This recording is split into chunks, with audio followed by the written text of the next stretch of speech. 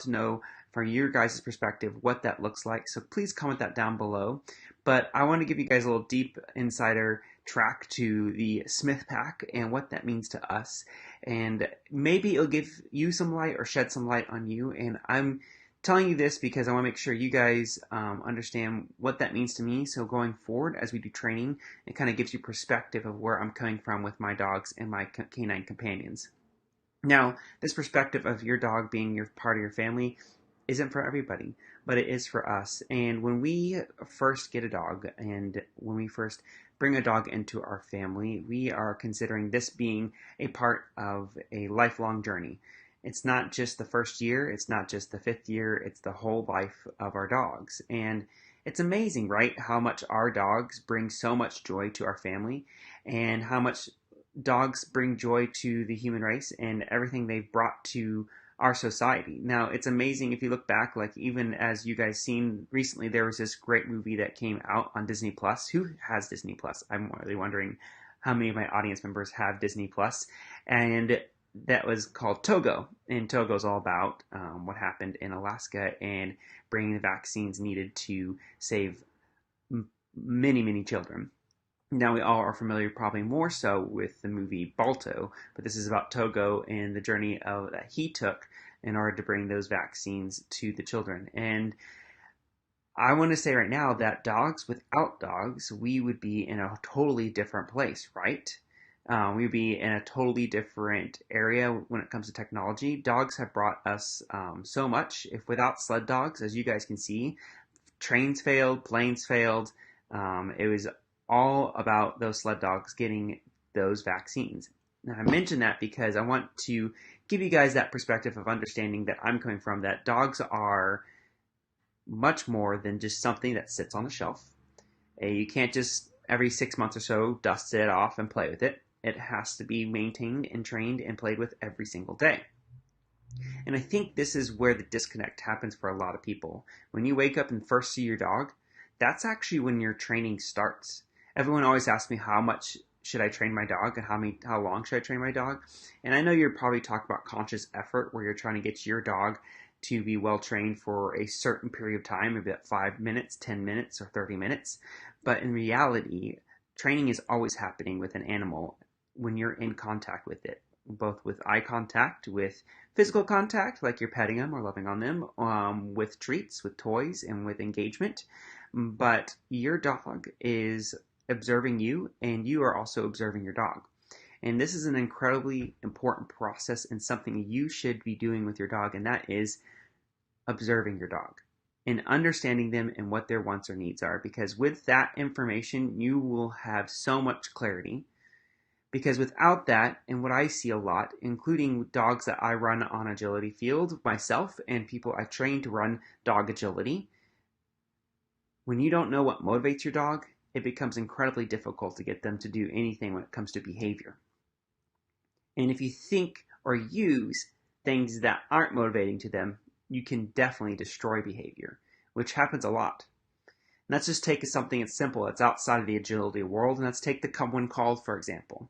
Now, in a future series or episode, I'd love to talk about the 5 major rules of Come When Called. And if you're interested in hearing that or knowing more about that, let me know in the comment section down below.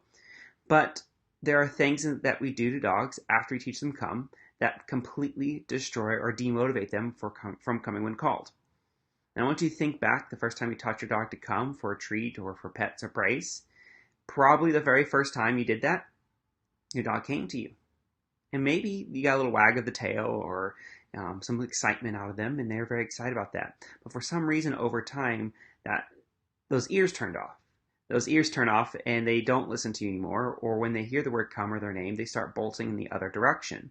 How many of you guys are familiar with that? Now, there's a reason behind that, and one just simple reason is we sometimes will call them for punishment. And we think, I never punish my dog for coming when called, but in fact, we do. There's a lot of times that when we ask our dogs to come when called, when they come to us, maybe they've done something bad.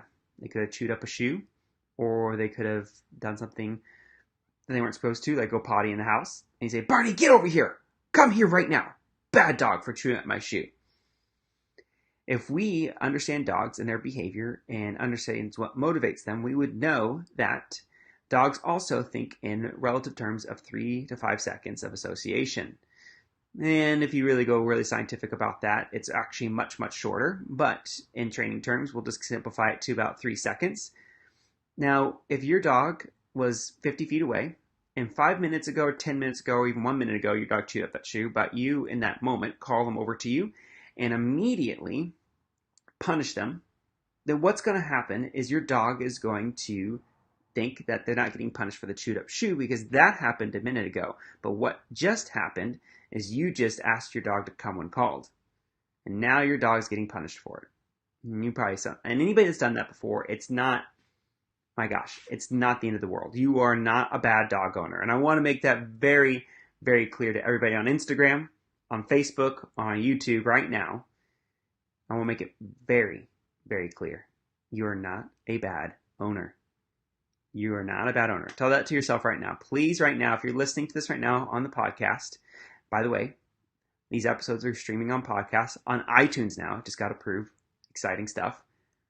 But I want you guys right now to stop whatever you're doing and tell yourself, I am a good dog owner. Okay? Sometimes those affirmation things work for some people, and if that works for you, please tell yourself right now that you are a great dog owner. You are the best dog owner for your dog. Insert your dog's name. Because you are. And that's what's going to happen. You're the best dog mom, you're the best dog dad, whatever you want to call yourself. You are the best. And because we all make mistakes, none of us are perfect, including our dogs, and we got to understand that our dogs aren't machines. Our dogs are our family members, they are living beings, and they make mistakes too. And most of those mistakes are actually dogs just being smart and figuring out maybe there's a workaround for this problem or solution, and that's just being a smart dog. And and people get that mistake all the time too. They think dogs are obstinate or they're flipping them the paw, and that's not the case. They're just being smart, and they're trying to work around the problem or solution in order to get the reward that they really want.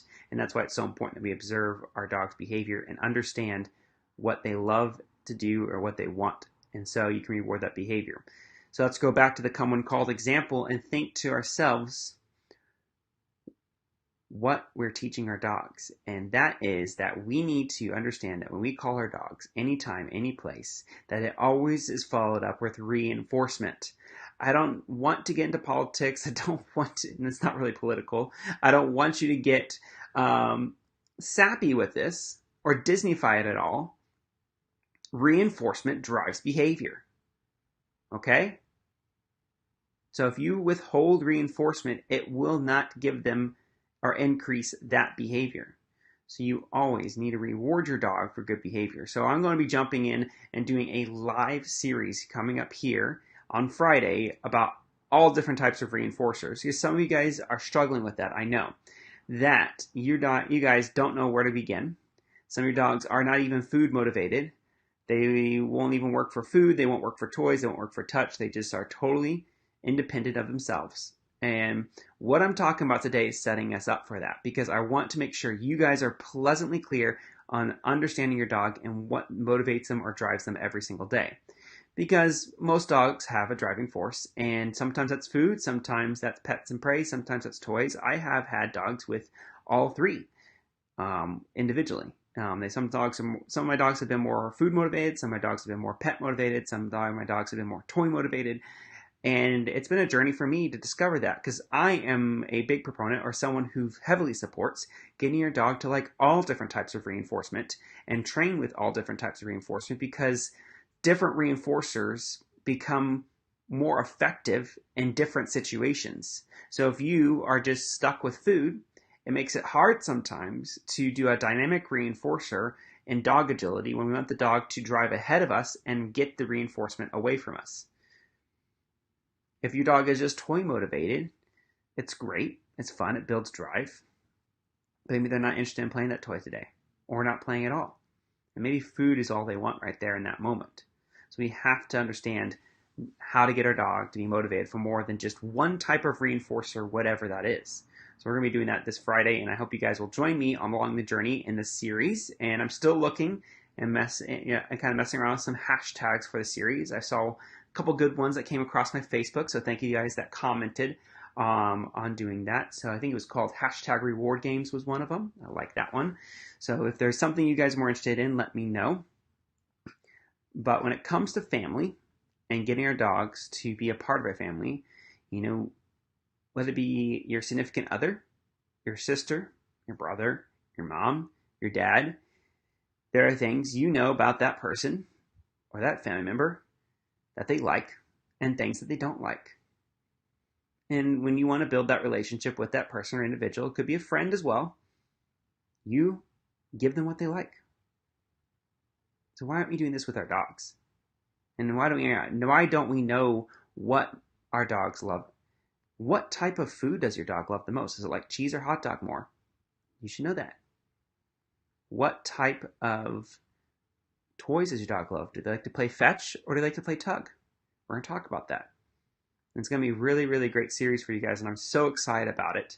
But if you guys can do me a big favor right now, and that is, I would love to know what your dog's order of reinforcers are when it comes to food, toys, and touch. And I'm going to give you guys 3 to work with right now. You think, is there more than that? There sure is.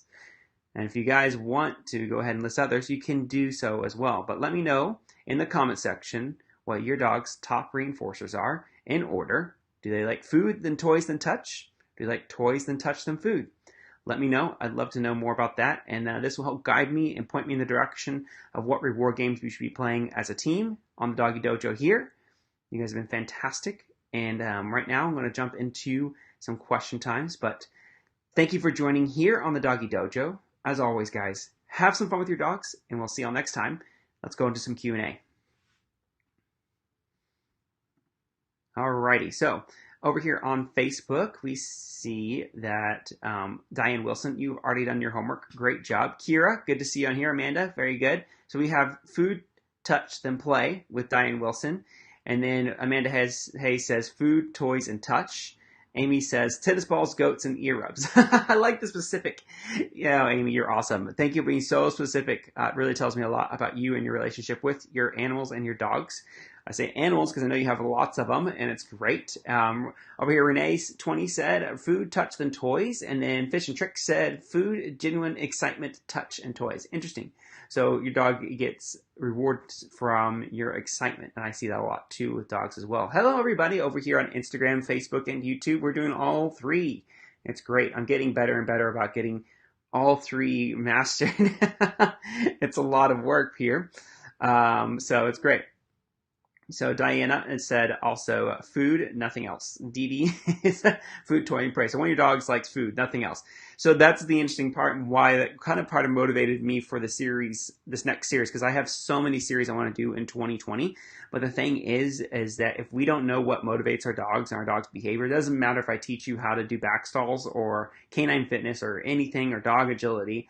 We need as a group and as a team not only understand our dog's best and type of reinforcers and how to utilize them to our maximum ability, but we also need to be able to have multiple types of reinforcers to be able to use for different situations. So, awesome. Sniffing, yes, that's great, Diana. Yeah, sniffing can actually be a reinforcer. Food, balls, and chest rub. Yep, all sorts of stuff. So Chelsea over here says, how are you? I love watching your videos. Currently going to an animal behavior college doing training. Thank you so much. That's awesome. I'm so excited for your process or journey on that. I think it's going to be incredible. We need to do like a community post here. I need to figure out how many people here are dog trainers. Because a lot of my series is very to the point, and it's been very whittled down to it's like necessities for simplicity. And I know I've seen a lot of great comments. Thank you for letting me know that you love that. It was a risk of mine because all social media channels, doesn't matter really, except for like Instagram probably right now, but particularly YouTube, for instance. YouTube severely dislikes short videos. I can just watch my numbers just drop, and it doesn't matter to me. It's for you guys, and that's the coolest thing ever when it comes to this stuff. That I'm doing it for you guys. I'm not doing it. I don't get ad revenue. I don't do any of that stuff. That doesn't happen. I do it for you guys, and but I know that from a fact that you guys absolutely love it. The short, simple series. Awesome. Yeah, Lucy loves self-choice. Yep, treats and belly rubs. So that's a good one too. And yes, Chelsea says, I have 2 doggies and I love training. It's so fun. Training is cool. All right, you guys, let me know if you have any questions about this or any comments about how dogs are part of your family. Main review of all of this is that it's a lifelong choice that we have to bring dogs into our lives. You have to be prepared to train them and take care of them, both with physically, mentally, socially, all that jazz. Like that's all part of it. My wife's a vet, so one of the big things about that is that I get to hear interesting stories about that with both on the good side and the bad side, and it's always great to hear people that are prepared to take care of their dog in the hard times, particularly towards the end of their life. It can get things difficult. So we may go into a series eventually. It's a little bit more of an emotional series, but it's one of those things where it's important that we think of the whole life for our dog. And then the next piece of the puzzle is giving them enrichment, understanding them and what reinforces their behavior and having some fun with them. And maybe the third thing that we really just didn't get a chance to talk about yet, which is in the future, is activities, like things you can do and engage with your dogs. And that could be a whole series in itself, right? Like, top 5 games or things you can do with your dogs. That could be really cool. I also think that another series could be really neat is top 5 places to visit with your dog or train with your dog. That's kind of one of those things. And lots of cool, awesome opportunities. So, Facebook and Instagram, or Facebook and YouTube. Thanks for joining us over here. Right now, I'm going to go hop over to Instagram and finish or finalize some questions that I'm getting over here. And I will be seeing you guys very soon. But thanks for joining here on the Doggy Dojo. And once again, have some fun with your dogs, and we'll see you all next time. Bye.